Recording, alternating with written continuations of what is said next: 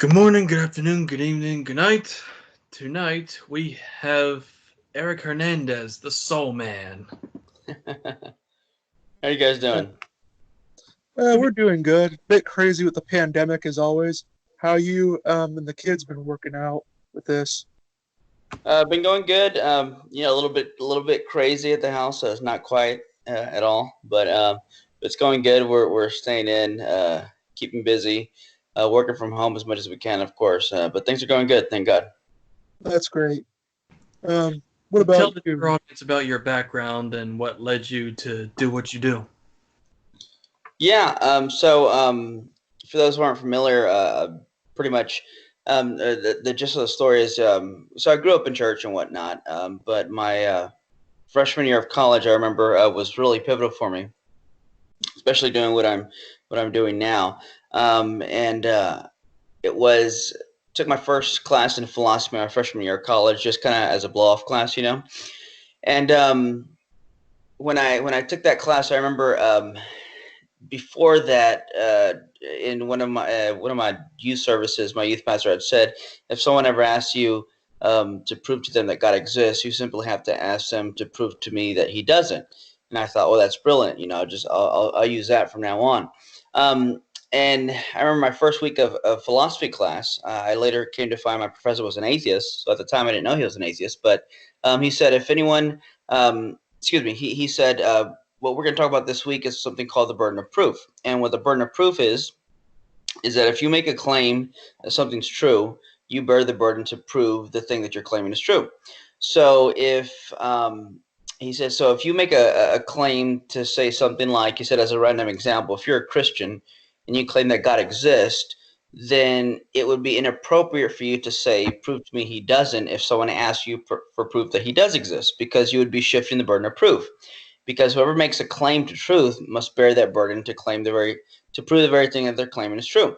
So when he said that, I felt like my house of cards kind of collapsed. I felt like, hadn't seen it from that perspective. So, what I really also just appreciated about being in that class is that I was allowed to ask questions, which was also something that was in church I'd get in trouble for doing. So, long story short, I learned a lot from that class, and I really started enjoying it. And then the next semester, I took another philosophy class, and everybody was telling me and warning me not to take this particular professor, because if I took his class, I might lose my faith, because he was an atheist that was very antagonistic and condescending towards Christians and towards religion and whatnot. And my attitude was really like, well, why should I avoid taking this guy's class? If anything, sign me up. I want to hear what he has to say. I'm genuinely, curious to look for answers. And especially now that I'm able to just ask questions and explore. So the pivotal moment for me in his class was one day when he walks into class. He pretends like he's holding up this antidepressant pill, and he says, "Now, religion wants us to believe in something like an immaterial soul, and because of this, we can have hope in an afterlife. We can have hope in seeing our relatives who have passed on before us." He said, "But the problem is that if the soul exists, according to Christianity, it's not physical. But I'm holding this pill in my hand, and if I take this pill, then it has the power to affect and change the moods and states of my soul. Because according to Christianity, your moods, your emotions, and whatnot, these are also immaterial because they're in your soul. But if I take this antidepressant pill, then my mood and my emotions, it has the power to affect and change those. But how is it that something that is physical and tiny like a pill can affect something as immaterial like my soul?" He said, because every time you look at the brain, you see these neurons firing. Every time you look at the body, all you see are just physical chemicals interacting, but you never find anything like a soul. He said, how is that? He said, well, I'll tell you how that is. The answer is simple. The answer is that there is no soul, there is no heaven, there is no hell, there is no God, there is no afterlife. We're just a physical brain and body, and we need to learn to live with that fact and move on with our lives. Class dismissed, pretty much. So that was pretty pivotal for me, because I remember sitting there thinking, not only had I never met anyone that didn't believe in the soul, I never heard an objection or an argument raised against it. So It was a bit difficult for me because it was a point in my life where I pretty much thought, so here's something that if true would prove Christianity false, and I can either ignore it and just move on, or I can look into it and follow the evidence where it leads. And I'm not the kind of person to just ignore something. I'm the kind of person that's very curious. I want to explore. I want answers. I want to look into things. If someone were to tell me just have faith, I mean that kind of stuff doesn't work for me. And maybe we can get into later. What faith is in the first place, but that's not how faith works, right? So, anyways, and I'll go ahead and end it there. That's what really pushed me into to where I'm at today, leading me in the direction and path, and just looking, researching, and I'm happy to say I'm here. I am still today as a Christian, and in fact, the apologetics lead for the Baptist General Convention of Texas, and it's a blessing to do what I do. Well, I mean, isn't it clear that like your faith was obviously shocked when you realized that the Bible was written by Bronze Age goat herders who didn't know where the sun went at night? Yeah. Funny thing, and that's a common, I guess, soundbite that atheists like to use. And what's funny is it's they'll usually start to point at these passages or these interesting or unusual at face value verses that as a 21st century American society, when we read, we're not familiar with. But I don't know anybody that says I'm a Christian because I read, I'm just making this up, Leviticus chapter 8 verse 19. That verse right there, the historicity and certainty of knowing what this verse means, that made me a Christian. So it's as if atheists assume that having every single answer and idea from every verse of the Bible is what pushes someone to be a Christian, when in reality, and I know some pre-suppers, they often give me heat for this, if you will.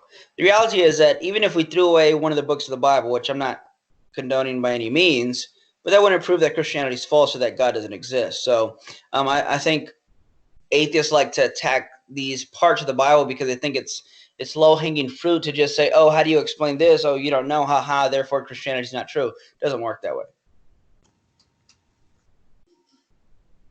All right. Well, that is nice.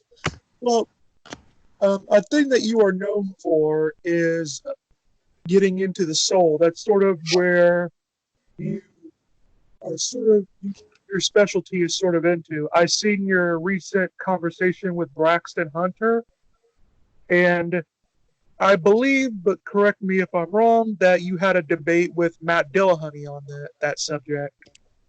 Yep. And I think you had one with Tom Jump on it as well. Yeah, we got into soul and consciousness with Tom Jump, yeah. All right. So what got you into the topic, and what made you want to make it one of your focuses in your apologetics? Well, yeah. So it's what I went into with my whole testimony on how I just got into apologetics in the first place. After having that class with that professor, it just kind of really became a central focus of mine because, as I said, that you were alluding to in my discussion with someone like Braxton and a video I just put out, another interview someone had done that's on my channel on the soul. If I would argue that if there's no soul, there can be no resurrection, because if you're just a body, then once the body's gone, you cease to exist. But in order for there to be a resurrection and for something to underline continuity of identity of who you are, and we can get into that later, there has to be something beyond the physical that grounds your identity, namely the soul. So if what my professor was saying is true, and there is no soul, then I would argue Christianity can't be true, because Paul said if there's no resurrection, then our faith is in vain. Christianity is false. Well, by the same token, I would argue if there's no soul, there's no resurrection. And if there's no resurrection, once again, Christianity is false. So that's what really kind of pushed me into that direction, to just kind of roll up my sleeves and start studying and looking into this subject. And that's when I, shortly after got a hold of the work of J.P. Moreland, who has become my favorite philosopher of all time. Love the stuff he does.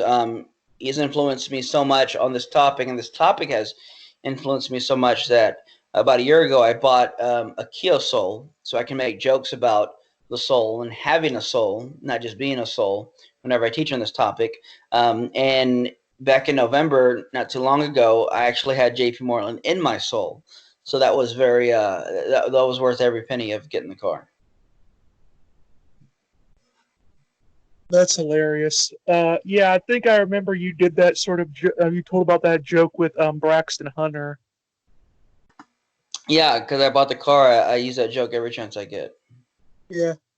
All right. Well, since we're on to the topic of the art of the soul, which is what I really wanted to get into, for the questions I got is these are supposed challenges to the notion that some arguments that proponents of the soul give, and that's what I wanted to just grill you on a bit to see how you can respond to it.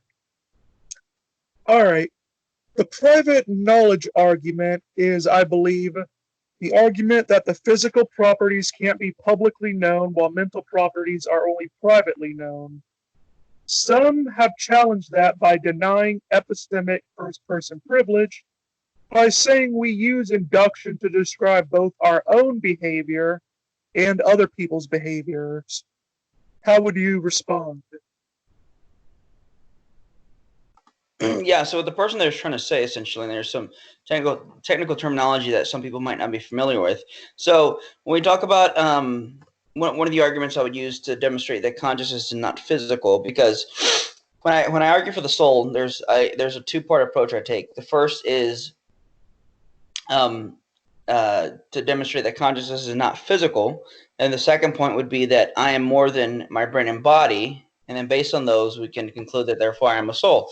So those are that's the outline to how I argue the case for the soul. So what the question you're alluding to, sorry, hold on. The question you're alluding to there goes at the first point of consciousness not being physical. Now, when we talk about the first person introspective, one of the arguments one could give, and I have used it before, is that consciousness is a first-person private access kind of thing, which means, take for example, my brain. My brain is something that can be third-party accessible, meaning anything I can know about my brain is not privileged access for me. It's something that anybody with any kind of surgical tools could know just as much about my brain that I could. In other words, both you and I both have, in a sense, an equal access to looking into what my brain is and learning about my brain. So, in other words, if a surgeon wanted to, they can pop open my skull. In fact, interestingly enough, a neuroscientist can know more about my brain than I do. By contrast, however, when it comes to my mental states, which I would argue are immaterial in my soul, not in my brain, only I have access to my mental states, which means only I know what I'm thinking. You can't know what I'm thinking, at least not directly, unless I reveal it to you in some sense. So a neuroscientist can know more about my brain than I do, but he could never know more about my thoughts than I do, because my thoughts are not in my brain, they're in my soul. Now, Right. to your question, is someone saying, well, no, basically we're just describing it differently. No, we're not. When I say I have a feeling of pain, and you say, no, it's just a C fiber firing. Well, C fibers firing, although there's a correlation with C fibers firing and a feeling of pain, it doesn't mean that they're necessarily the same thing. There's a correlation there, but as one atheist philosopher said, correlations are not explanations. They are, in fact, the very thing they need explaining. Strumming a certain way on a guitar while holding down certain strings may give me the note C, but it doesn't follow that guitar strings and strumming are the same thing as the note C. So the person there is trying to take a reductionistic approach, saying, no, we're just saying the same thing in different language. No, we're not. We are, in fact, describing two different things. Well, I think because I was getting these from reading through some philosophy papers from some physicalists, and I think what they're trying to go for on this particular point is they're saying, well, we use induction on both ourselves and for other people. For example, like when I say I'm a good person, well, how would I really know that unless I could really say, well, in the past, I did a charity work, you know, and like with you, I could also say, well, how do I know Eric is a good person? Well, he does charity work, or he has a family that loves him, and he seems to be a good person. So we could say that we both use induction to know each other's behaviors.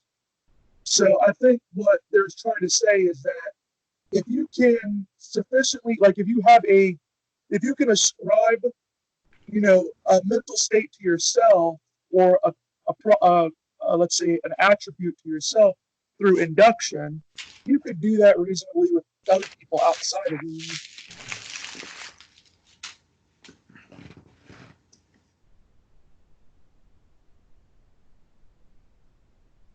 I can't. I think you're on mute. Yeah, you're on mute. Okay, sorry. There, what they're getting into, if I understand it correctly, is what's called the problem of other minds, and it sounds like they're basically saying, well, we can attribute consciousness to something else because there are similar behaviors that they do when I have those behaviors, and I would say yes and amen, but that is irrelevant as to whether or not consciousness is physical or material. Because to even know that there's no physical means that one could perform to know that one is conscious. Now someone can say, well, I can see that there's brain firings. Sure, but if I take a brain that's in a vat, nothing to do with any kind of a precept argument, but like if I literally took this brain that's in a jar, that's been, that some lab just keeps there for whatever reason, that's been there for 10 years, and I take it out of this jar and I start shocking it so that there are electrical signals happening in the brain, it doesn't mean that this brain is now conscious, right? So in other words, any way to know that a thing's mental states, in other words, to know what I'm thinking, you can't just look at my brain, you have to ask me. Now, while it's true that you can say, okay, well, I'm having this brain state X, and when I have brain state X, I'm thinking of, puppies. Well, I look at this person's brain and they're in brain state X. They must also be thinking about puppies. Now, this also gets into what's called, I forget the exact term, but basically it is an induction that the same brain state would produce the same mental state, but that's not necessarily the case, especially when you look at the fact that not everybody's brain's the same way. You have animal brains that are different, and it's conceivable to think of, to even say that if hypothetically speaking, I don't believe this, but hypothetically speaking, if there were an alien race that had, let's say, evolved differently, and their brains were made of something different than what our brains are made of, they could still experience a feeling of pain without having the brain states that we have. So I think there's a lot of assumptions behind what the person is trying to argue with that. Sure, that is how we would attribute that something else is conscious, that there are other minds, but it doesn't follow that therefore we know what mental states those people are in. And even if we did, it's only under the assumption that we know our mental states, and the only way we know our mental states is because our conscious states are not physical. Because, in other words, let's start here. When I ask you, how do you know you're in pain? You don't say, oh, I know I'm in pain because I walk around with this brain machine tied to my hip that I have to carry around with me. And when somebody hits me with a needle, I look at this machine and it starts to calculate, and it says you are now in brain state Y. And I know brain state Y means I'm in pain. So when I see the computer say I'm in brain state Y, I think, oh, I must be in pain. Ouch. No, of course not, because that's not how consciousness works. So the very way that we know that consciousness, what it is by introspection, which is a first-person private access kind of thing, which is not accessible through some physical means. All right. What about the multiple personality objection? Like, you get brain damage and you become another person, and like there's this one example where they claim that this one guy had like 27 different personalities. Like which one's his soul? Which one's gonna go to heaven? Which one's gonna hell? Is he gonna go to, where's he gonna go? Yeah, so that there's so in these kind of cases, which are unique, interesting cases, I think I've heard it called soul fragmentation, and excuse me, excuse me, what that basically means is these are a type of mental disorders, and there's something happening in the brain that's affecting the soul. I've argued before that you take a perfectly tuned guitar and I play a song, it's going to sound great if I know how to play the song. But if you start to clip my strings or you start to detune my guitar, it's going to affect the way my guitar is playing. Now, this doesn't mean that therefore there is no note C, or the note C is inside of the guitar, and if you break the guitar open, the note C is in there. It just means that there's a cause and effect relationship. Now, in these instances, in principle, the same thing is going on. Now, which one's going to go to heaven, so to speak, assuming that they hold different beliefs or whatnot. The interesting thing here is that what you have is these persons that are conscious. No, and I think that the objection is that is the person himself going to go to heaven or hell if he has one soul and different personalities? Like one's a good person, one's totally evil. Well, I mean, if I may defend Christians on this, I'm sure an all-knowing and all-loving God would be able to figure that out. Yeah. Like he would be able to know, like, well, what's his God, like, was this person genuine, and what information did he have? Yeah, no, that is definitely a response one could use. That an all-knowing God would know in that situation, and that's why I even tell people, God, I'm the one, behind the judge's seat, right? I'm not in charge of that, and that's good. And the only person who could be would be an all-knowing God. And in addition to that, too, what I would get at is, and it would take a lot more to explain, but in a nutshell, so to speak, is that there are different states of awareness. And let me explain this before I get to the conclusion here. There are things I'm aware of, like a second order awareness, but then there's a first order awareness. In other words, I am aware of that we're talking right now, and I am aware that I'm talking to you guys right now. Contrast that with something that, let's say, in your peripheral vision. If I'm looking at the computer screen right now, in my peripheral vision, I can see the walls of the room. I can see, without looking, there's a ceiling fan above me. And while I have been aware of these things the entire time throughout this conversation, that was more of a second order awareness in the back of my mind. It wasn't a first order awareness in the forefront of my consciousness until I start talking about them and start looking at them and recognizing them.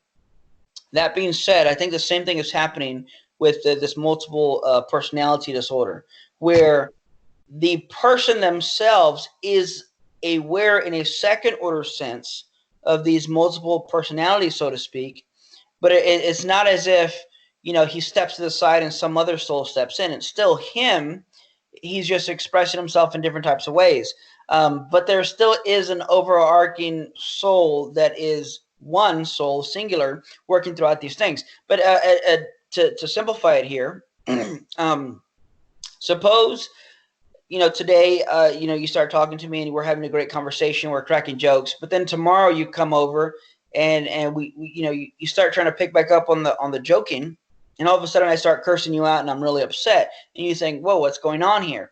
It's not that I have a multiple personality disorder, but it could be the fact that I had a great day yesterday and I'm having a bad day the second time you came around.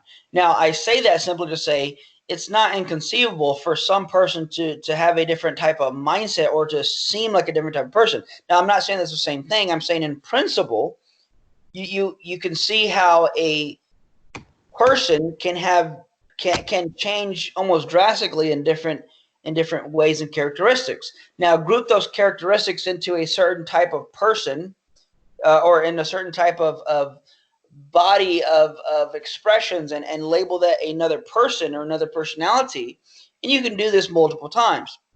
And in principle, I think something similar may be going on there. It's not something I've looked into too much because it doesn't necessarily have any kind of like, does it prove there is or is no soul? But it does get into interesting questions on how the soul interacts with the brain, and something like what I explained, I would say is going on and would be the case.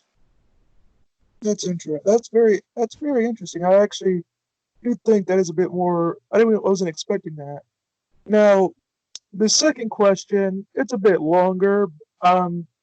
I got it partially from J. Warner Wallace, who had made an article, and I found another philosophy paper to go through and to see what would a response be that a physicalist would use.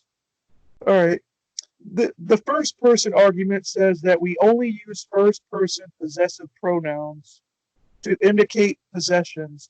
Like I say, I have a video game, and this is taken to mean that I'm describing something outside of myself and what I do with our bodies. Therefore, it refers to something outside of my body. Like I'm not the video game that is.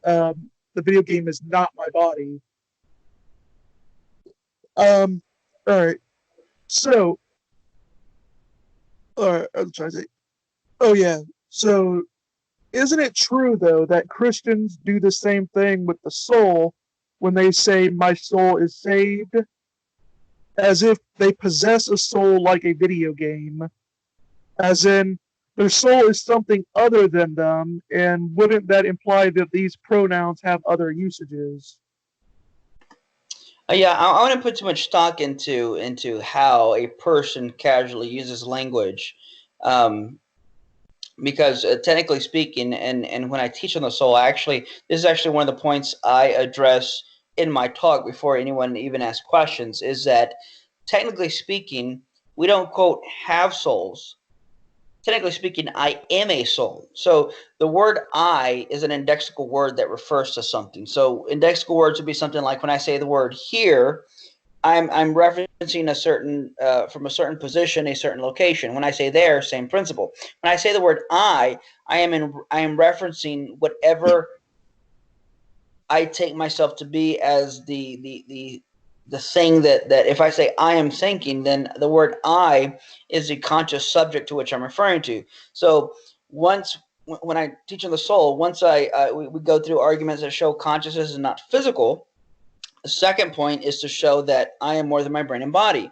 And to do that is I say, okay, if consciousness is not physical, well, then the question, we know that these conscious states and properties exist, but we also know that these conscious states and properties are possessed by something.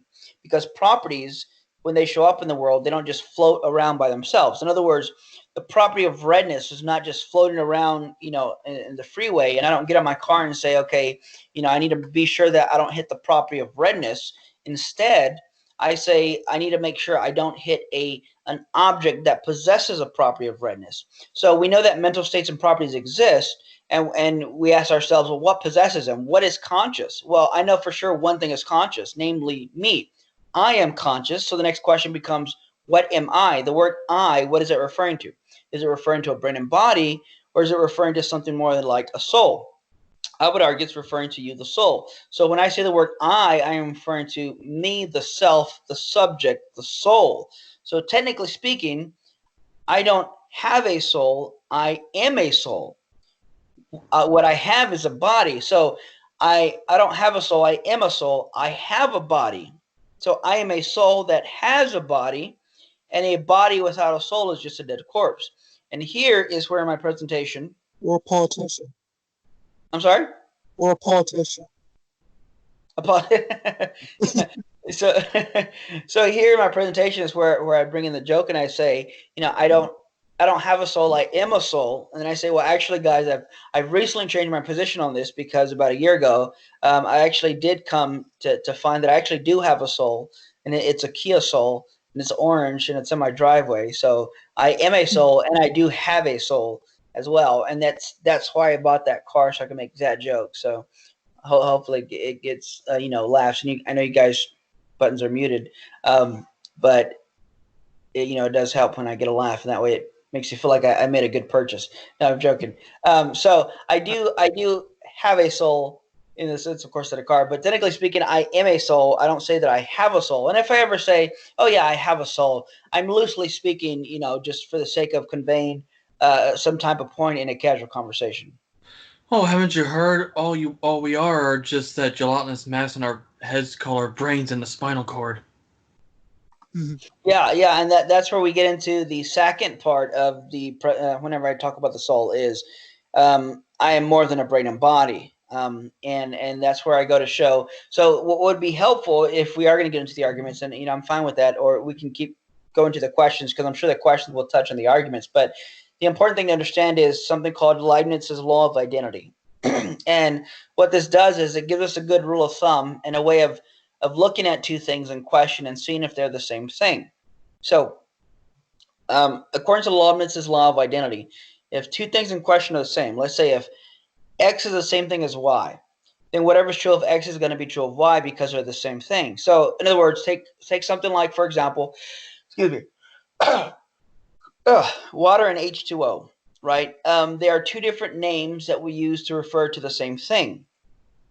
So we know they're the same substance, and we're just using two different references to talk about them. Now, that being said, say I walk into a lab and I see two bottles of clear fluid. One is labeled water, and let's say the other one, the label, it says chemical X, but let's say that the label is ripped off, so I can't see what it says. I want to know, are they the same substance? And I look and see that they're both clear fluids, and I say, well, so far they're the same substance. And then I turn over chemical X, and it says on the back, constant flammable. And I think to myself, okay, well, hold on. I know that water's not flammable, which means that even if I don't know what chemical X is, at the very least, I know that they're not the same thing. So, based on Leibniz's law of identity, if two things in question are the same, then they must share the same properties. However, if they don't share the same properties, then it follows that they cannot be the same thing. That being said, we use that same principle, that same law of identity, to know, okay, the word I, am I the same thing? Am I identical to, literally the same thing as, my brain and or body? Well, I think it's easy to show that we're not, and there's a number of arguments we can use for that. One simple one would be something like, let's say, the law of, identity through change. Am I the same person from one moment to the next? Just to throw it out there, let's say you cut off my arms and legs. If I'm still a person without my arms and legs, then it follows that having arms and legs isn't necessary for me to be the same person from one moment to the next. So, in other words, what part of me is necessary for me to be the same thing? That gets into the argument, but basically the argument is that while you can change every part of my body, if I remain the same person, then it follows that my identity through change is not dependent on or grounded in my physical brain and body. It must be something beyond my brain and body, namely the soul. So if I'm the same person from one moment to the next, here's the illustration I usually use. It's alleged every 7 to 10 years you change virtually every cell in your body. Suppose 7 to 10 years ago I commit a crime, I commit a murder, but they don't find the evidence till about 10 years later. Well, if the cops come knocking on my door and say, we just found the evidence to convict you, you're going to jail, it would make no sense for me to say, but officer, time out. That was 7 to 10 years ago. Go find that guy who committed the crime, because it wasn't me. Don't you know we're just our brain and bodies? And that was 7 to 10 years ago. Go find that guy, but good luck because he doesn't exist. Of course, they're just going to handcuff me and, take me to jail. So if I am the same person from one moment to the next throughout change and part replacement, then it follows that my identity through change cannot be grounded in my brain and body. It must be grounded in something more than that, namely the soul. I was reading an atheist philosopher named Galen Strawson, and he brought up an interesting notion that there are people that legitimately can't see themselves in the past, they can't put them where they were. Even Galen Strawson says he's one of them. Where if you were to show him a picture of him last week, he'd say, that doesn't really feel like me there. There is some people that I can't remember, because he uses very technical language, of course, because philosophers do that. But I think he had he put into it on this video. I think it was called "What of the Selves," and that's where he went more into it. I forget the atheist neuroscience or whatever that he was talking to with it. But anyway, getting into just atheist thinkers, who would you say is the best atheist thinker that you know of, and who has probably given you a challenge? Are you talking about with regards to the soul? The soul, or Christian apologetics in general. I know Craig. Well, with regards to in the soul, excuse me. Jagwon Kim, who recently passed away, unfortunately, he had some really interesting stuff to say on the soul.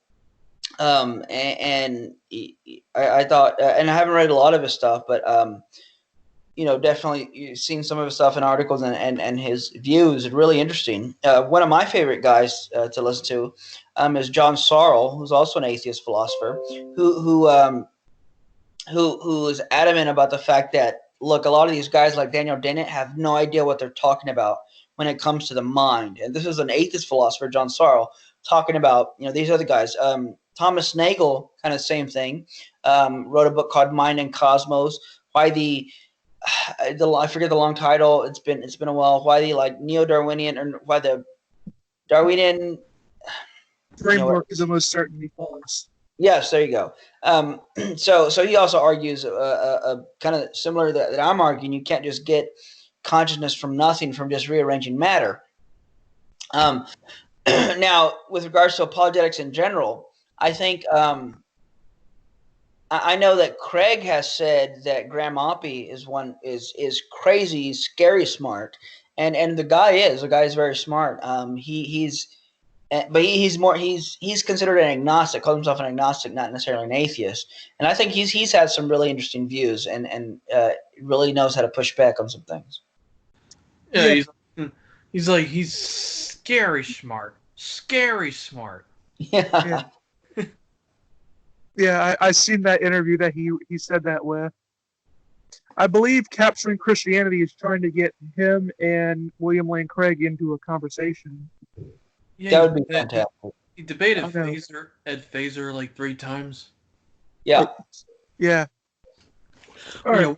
What do you make of the conclusions of guys like Sean Carroll and Michael Shermer when it comes to the soul, and people claim they debunked it or something? Yeah. As you note, these were not the guys that I would put on the list as the really smart thinkers who pose any challenges, at least not in these areas of the consciousness and the soul. Shermer doesn't really have any arguments against it that I know of. He just questions everything and says, well, what if this? What if this? We don't know. Hey, look, this is kind of weird. So who really knows anything, right? Ha ha ha. Carol, basically, if you look at my talk with Braxton Hunter, excuse me, he allows me to kind of tackle a lot of what Carol's saying.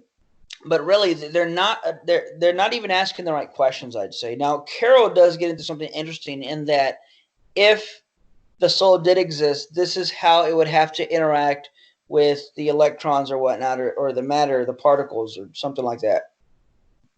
I forget. I read it some time ago, but basically, he says if the soul would interact with the body, it would have to do X, Y, and Z. And I'm not a physicist, but I'm fine with that. Whatever, right? But then he starts to argue, so that means a soul must be something like A, B, and C, and he starts to basically get into describing something kind of physical. He's like, what kind of energy? What kind of this and that? And I'm like, well, you're already asking the wrong questions, because you're attributing physical attributes to something like a soul, which by definition is not physical.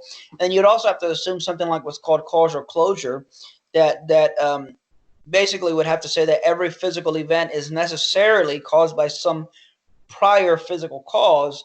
But if that's the case, I would argue that first of all, I don't think causal closure is true, especially if God exists. So that kind of begs a question.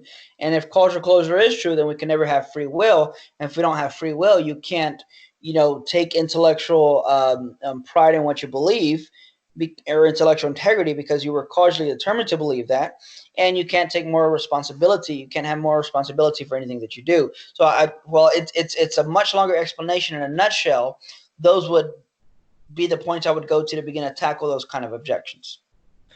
Yeah, and Carroll's not in all fairness, he's a physicist, but he's not a neuroscientist. Yeah, no, and I would say neuroscientists can lend some support to this, but I always like to remind people this is primarily a metaphysical question, not a physical question about neuroscience. And there are neuroscientists who believe in the soul. And would you say that the soul activates the brain or what have you? Or is it more complicated than that? No, I'd say that's about right. The soul uses a brain like an instrument, Yeah. just like I would Now, use it.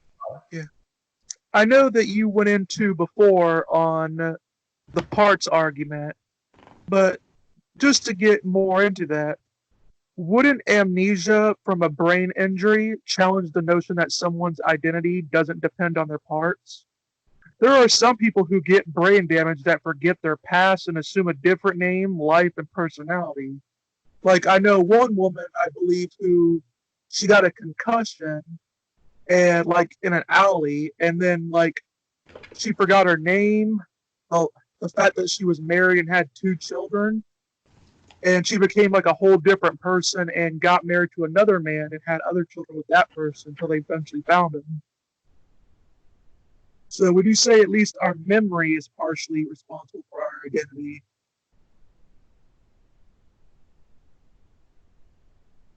You're on mute. Sorry. No, because let me ask you this question: do you think that lady was the same person?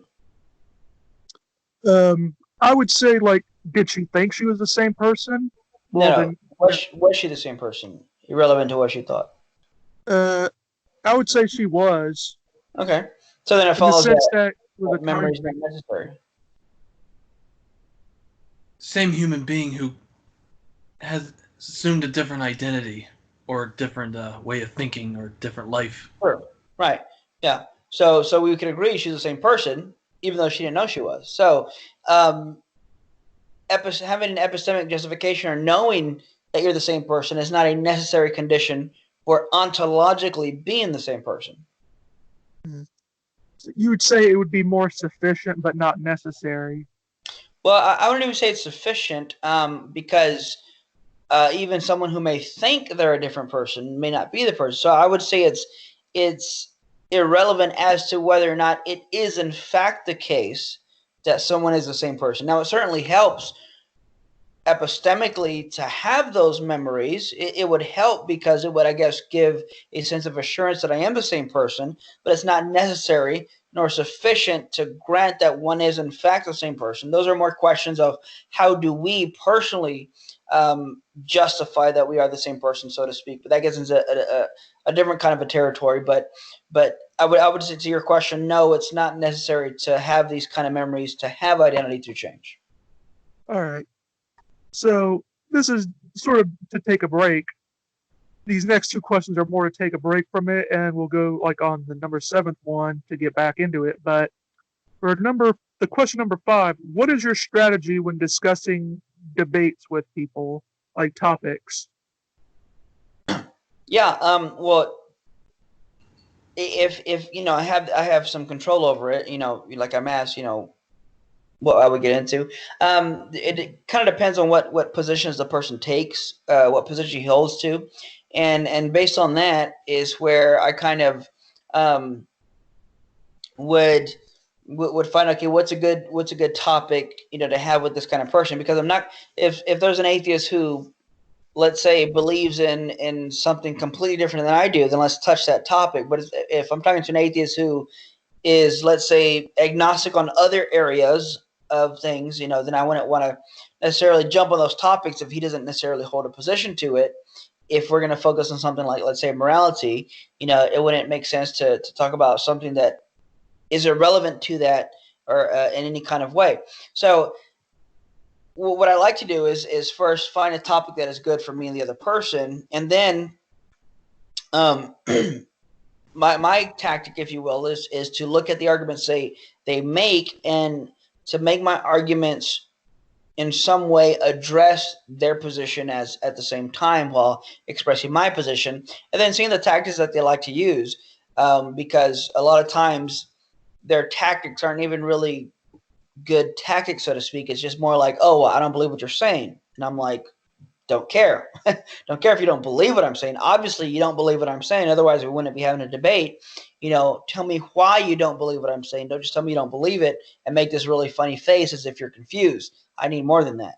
That's not a response.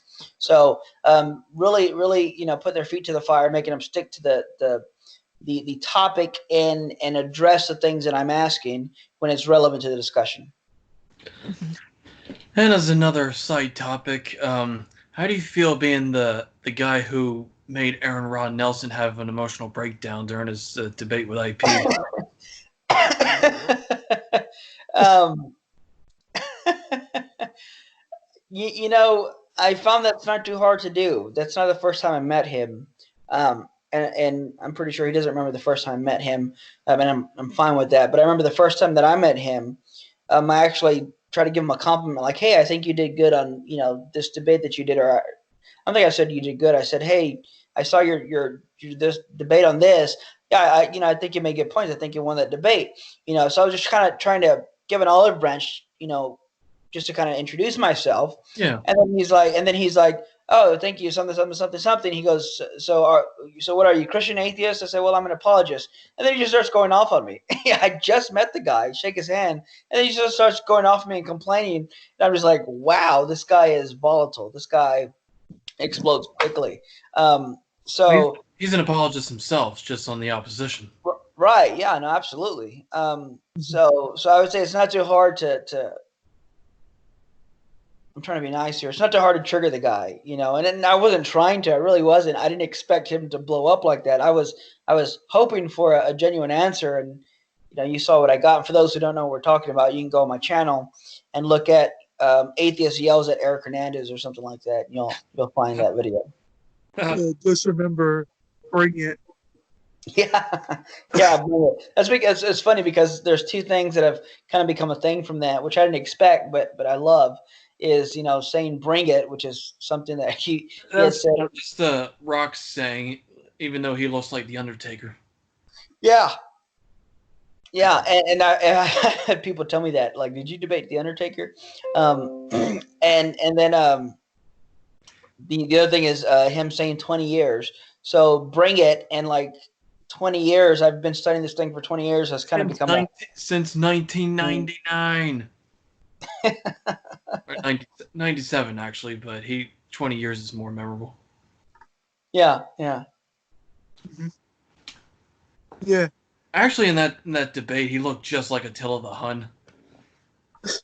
A what? Attila the Hun. Well, to be fair, we don't actually know what Attila the Hun looked like, because it's not like could take photos like or what we would expect him to look like. Yeah, I mean, we only have descriptions. All right. Also, Genghis Khan. Yeah. What's Attila the Hun? Yeah, Genghis Khan. I don't think I've heard of that. Yeah. Well, Genghis Khan's not really his real name. It's more of a title. Yeah, Temujin. Temujin was his real name, but it's sort of like if I called, let's say, Obama the president. Like, I see Obama and I just say, "Hey, president." It's a title, not really much of it's not the real name.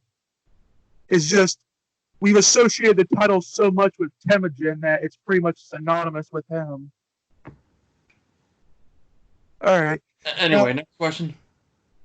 Now, speaking of, since we got into Aaron Ra, who is more of an anti-theist, I see you've done a debate on actually anti-theism with Nick Scoder, I believe his name is, where I believe you wanted to show the pro-social benefits or how Christianity was actually good, and he, of course, wanted to say religion was bad.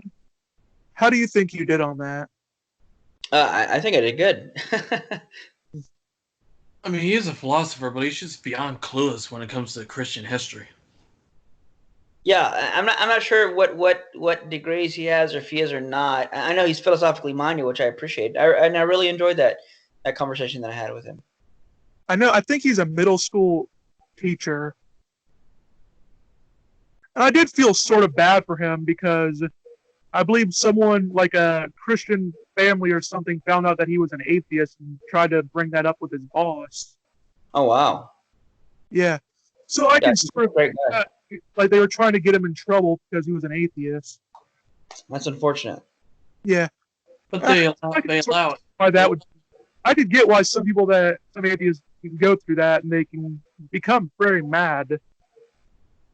Then there's professors who are allowed to be antagonistic to religion like yours.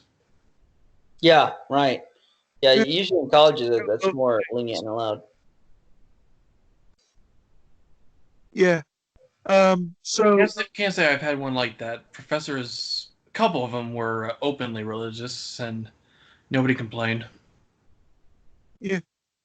So this is another question that I got a little. I took a little inspiration from J. Warner Wallace's article, where he gave like 6 reasons why the soul can't be the same thing, and this goes into the measurement sort of problem.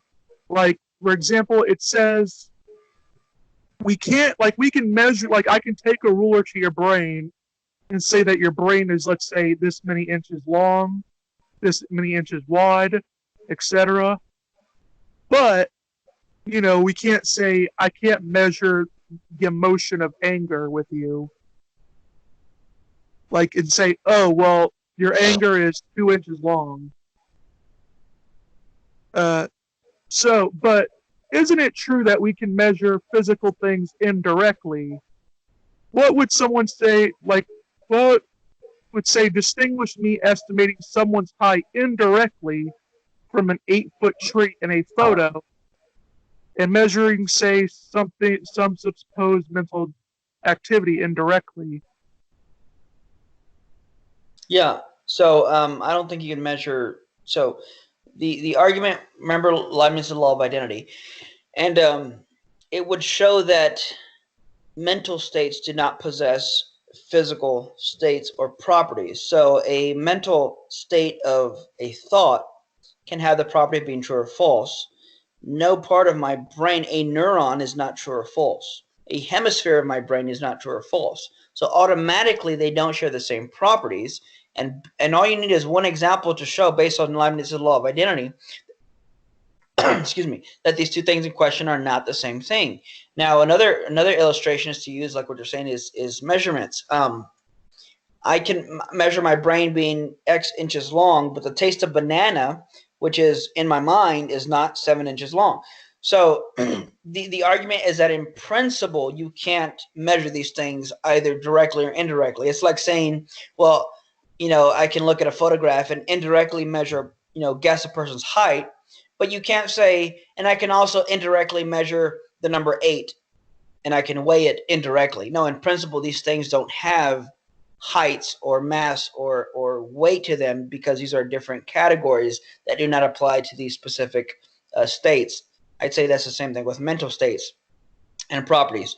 They don't fall into the category of having physical states or properties, so you can't think of them in the same way. Mm-hmm. Now, we got a little bit on Aaron Raw beforehand, but I believe I heard you say that you were going to have a debate with him. Yeah, I think it's. Didn't you already have a debate with him at one time? Yeah. So interestingly, so that's a really fun, interesting one, is because after my video, he did see it and did comment on it.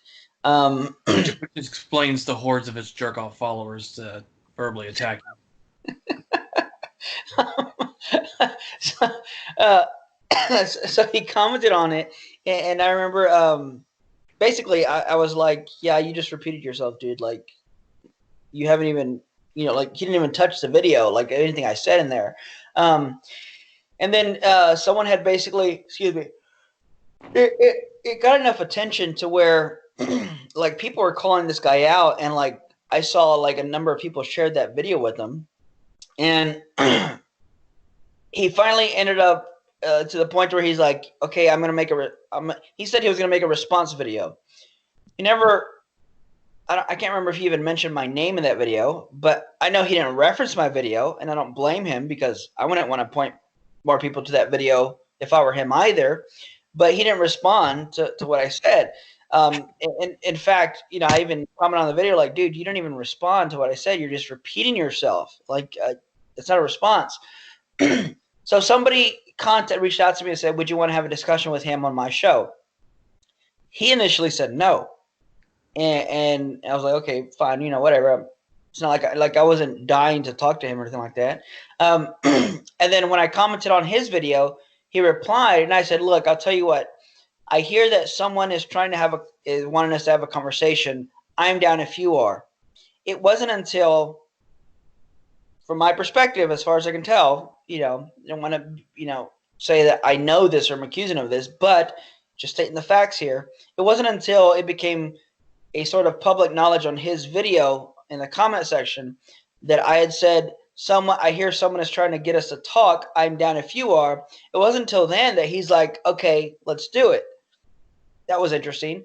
And so that first option didn't work out. So what we're going to do is just kind of have go on his show with some kind of a moderator. That didn't work out last minute. So I just ended up going on his show without a moderator, which would have had one, because if you go look at the video, which is also on my channel, I think he interrupted me over 200 times in like an hour and a half. It was pretty ridiculous. You should get a moderator because he never shuts the fuck up when he starts ranting. Yeah, what's funny is I even told him, like, let me ask you a question and please just answer the question. I don't want you to go on another rant. And he's like, I don't go on rants. And I was like, okay. Okay, all right. So anyway, so that was interesting. You can go watch that. This guy named his channel's named The Gospel Truth. He invited me to, if I would be willing to debate Aaron on the existence of the soul on his channel, and so I'm like, yeah, let's do it. And I know this guy would step in and moderate, so I'm looking forward to that. Yeah, are you going to bring it? I definitely am going to bring it. I'm going to bring it. Now, I can't say I've had 20 years of research on this, unfortunately, but I will be bringing it. Better than, he doesn't really do any research on anything outside of biology and geology and related topics on that, but he has this amazing talent for getting like everything. I mean, not virtually or almost. I mean, literally everything wrong when it comes to religion, philosophy, and theology. Yeah, he's definitely not, and he'll admit this himself. He's not much of a philosophy guy, and yet most of the stuff he talks about, 95% of the time in his debates, is philosophy. So yeah, he doesn't know anything about it. Right. Yeah. Then there's a book you should read by a few agnostics and atheists. They did a collaboration on this with Inspiring Philosophy. It was The Foundational Falsehoods of Aaron Ra. Yeah, I heard about that. Yeah. It was pretty good. It was I actually got the book myself. It was pretty interesting read. Very academic. Like, if you read this and you still take him seriously, you're just out of touch. Yeah. Yeah, apparently I don't know if he's going to do a response to that or not. I haven't looked into it or anything like that, but I mean, I'm glad there are people, even non-Christians, who are coming out and saying, yeah, I mean, even after I made that video on him, again, that you can look on my channel to find, I even had some people contact me or say, I used to listen to Aaron, or, I showed this video to a friend of mine who's an atheist who listens to Aaron, and, they're starting to realize that this guy really doesn't know what he's talking about. Mm-hmm. Yeah. They just, a lot of impressionable people cling on to him because he has that cocksure assurance. Like, he thinks he knows what he's talking about, even though he doesn't.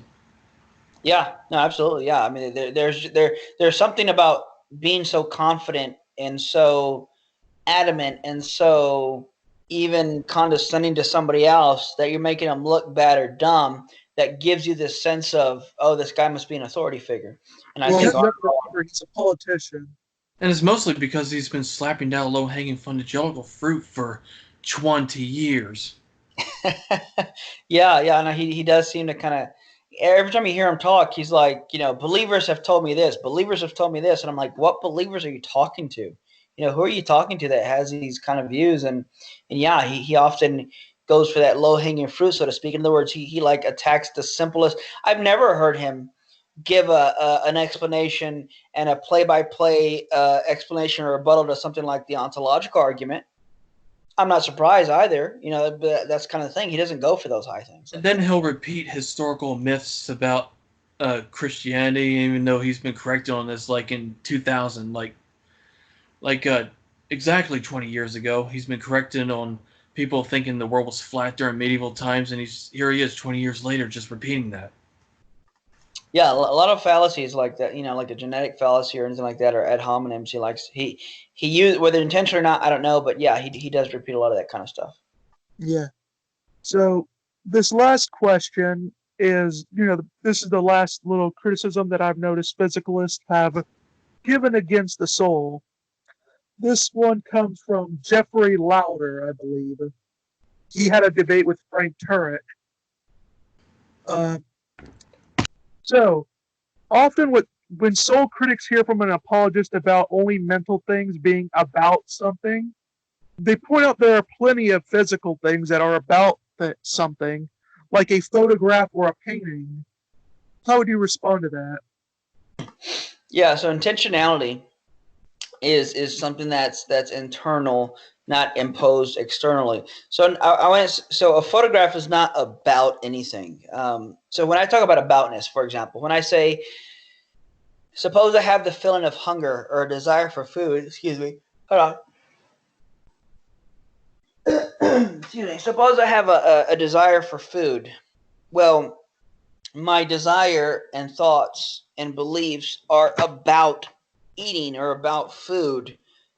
And there are certain mental state, but there's nothing physical that is about hunger or food. In other words, when I'm hungry, my neurons that are firing, my neurons aren't hungry.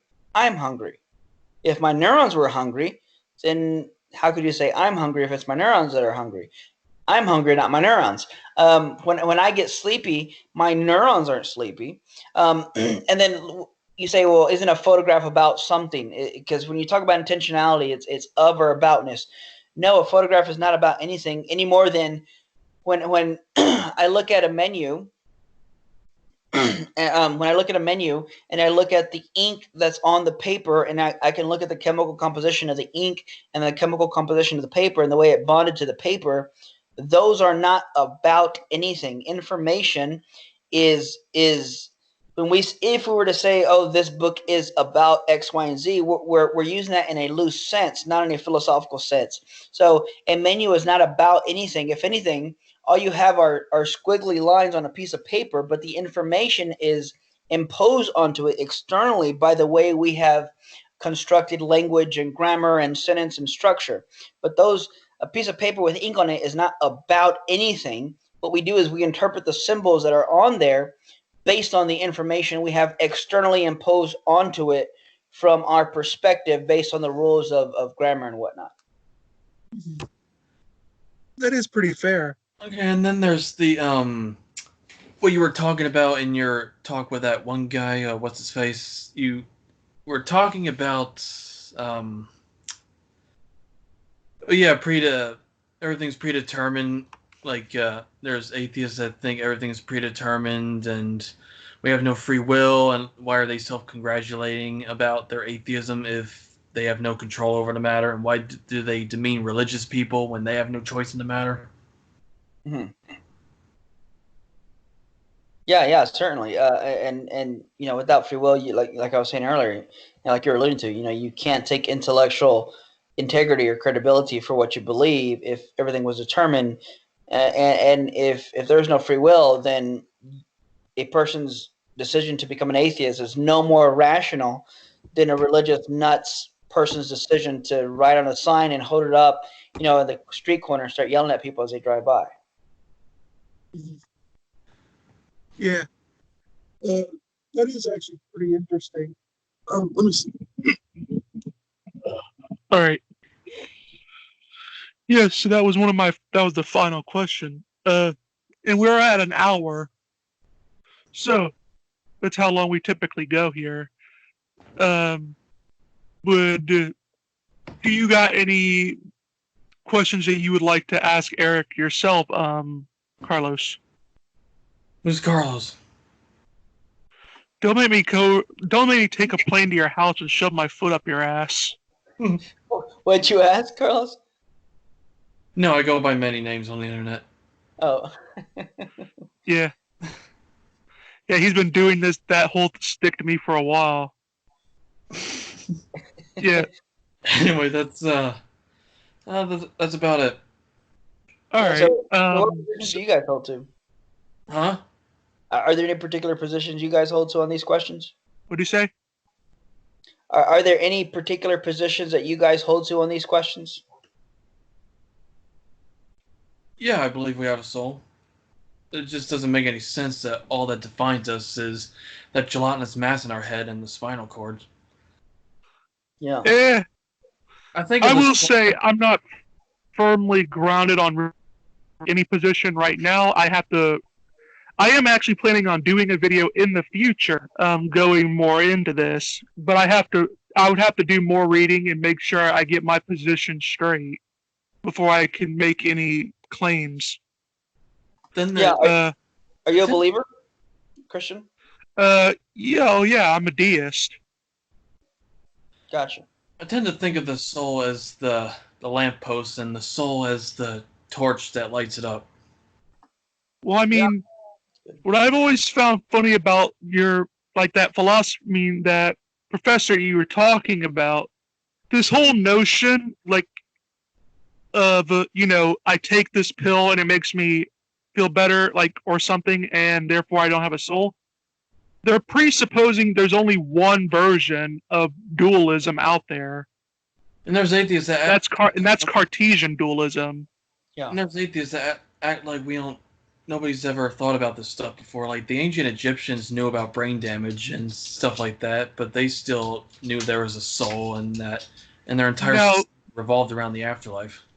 Well, I mean, granted, it's not like no one's claiming that they were modern neuroscientists there, but it's like they understood that if you whacked a guy over the head hard enough with a club, he wouldn't be the same person, or he'd be slightly different than he was prior to being hit with the club.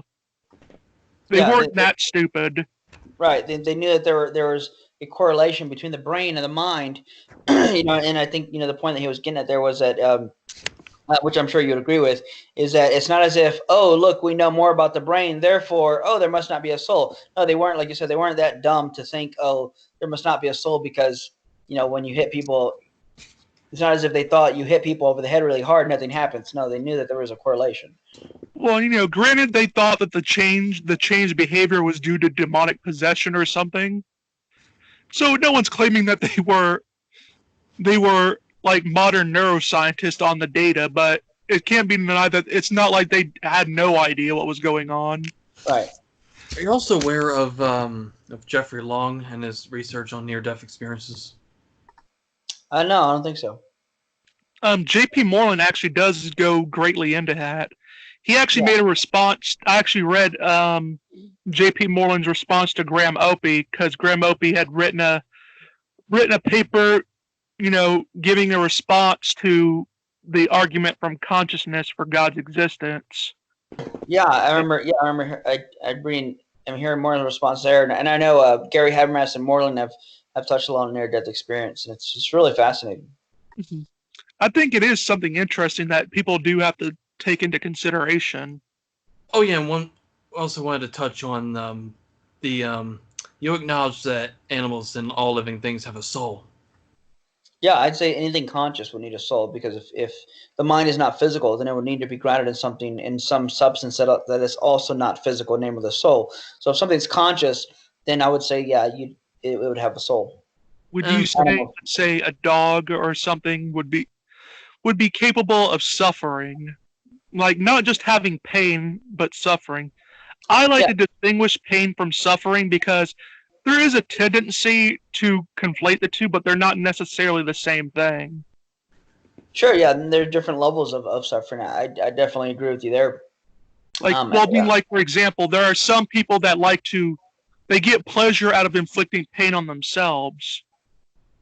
Like, so we would agree that they're feeling pain, but they're not suffering because they like it. Then there's other objections with Alzheimer's and people in comas. What's your response to that? Yeah, it would be the same thing as I mentioned a little bit earlier about the guitar illustration. If you were to mess up my guitar, break it, doesn't mean that the music disappears. It just means that the instrument or my talent disappears. It just means the instrument by which I use to convey the music and talent that I have is no longer being able to be translated or applicable to the situation because you messed up my instrument. I say the same thing happens with Alzheimer's or brain damage and things like that. If you affect the instrument I'm using, you're going to affect the way I play the music. Same thing with the soul and brain. And certain parts of your brain get destroyed, and those functions no longer exist unless you die altogether, and then you reanimate in heaven or any sort of afterlife. Yeah, and the thing is that if you could somehow restore those things, you would still you'd be able to do whatever it was you did again, because your soul is what grounds your capacities. It just needs a physical instrument while in the body to express and convey those capacities. I'm sure there has been some Christians that have proposed the idea of soul sleep. Sure. Where we're basically, once we die, we're sort of unconscious until the resurrection, when God just raises our bodies. I think, I can't remember, I know that there was some Christian philosophers recently that took that position. Pretty popular. I can't remember his name for the life of me. He used to be, I think it's Alistair McGrath or something like that. I think he takes more of the soul sleep view. I'm not sure. And I'm sure this might be your favorite objection or question, but what is the soul made of? It's not. I would say it's not composed of anything. It's something metaphysical. It's kind of like asking what is the number 2 made of.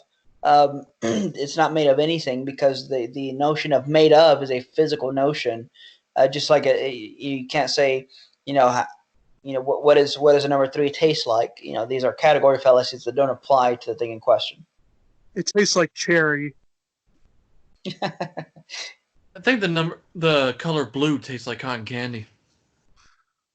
Or like when people say, hey, get me a Gatorade. Which one what flavor? Give me the green flavor. Yeah, that's funny. Yeah. Or I remember when some people get high on drugs, they say, dude, I can taste the color blue. Yeah, those require certain types of drugs to do that. Yeah. But anyway, we've actually gone a little farther than we usually do. We usually go and stop around an hour. Do you have any last remarks you would like to get into? Appreciate you guys having me on, of course. And anybody wants to learn more, know more, you can go to my channel. You can just type in Eric Hernandez in the YouTube search, or just put youtube.com/c/Eric Hernandez, and you'll find my channel in there.